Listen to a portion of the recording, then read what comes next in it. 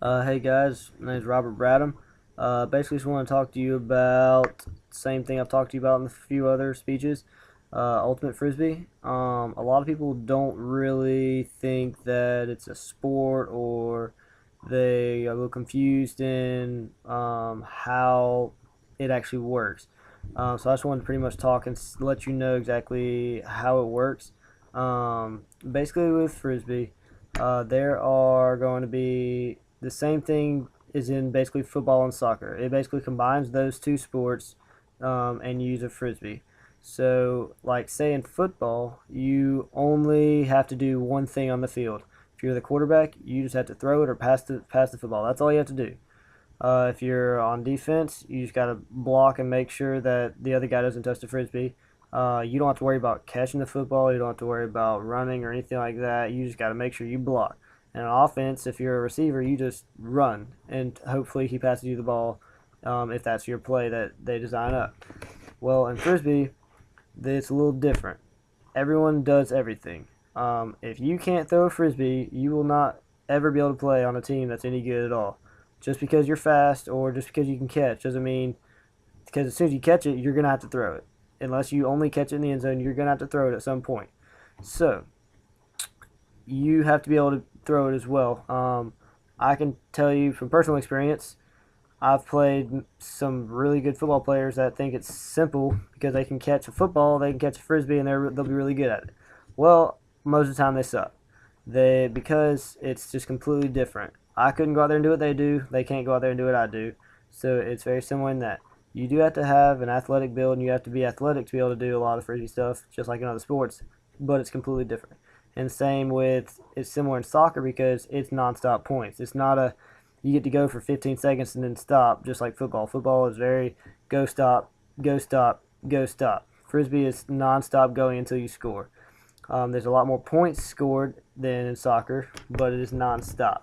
And same with you have to be able to play defense. Just because you can throw a frisbee really good doesn't mean that you're a good frisbee player. I can throw a number of throws, and I have to be able to actually defend someone and make sure they don't actually touch the frisbee either. Because just because you can throw it, if you don't have the frisbee to throw it, then you're never going to be a good frisbee player at all with that either. So you have to have both aspects of the game, offense and defense, be able to catch the frisbee, make judgments on where you need to be on the field. In a previous video, I talked about the different positions that are actually on the field, and that's a very, very basic position that you would use in the O stack and in the horizontal stack and the vertical stack. So those are very basic, but you definitely have to be able to play both positions in that. And most people think, well, frisbee's just going out and throwing the frisbee around. That's far, far, far from the truth.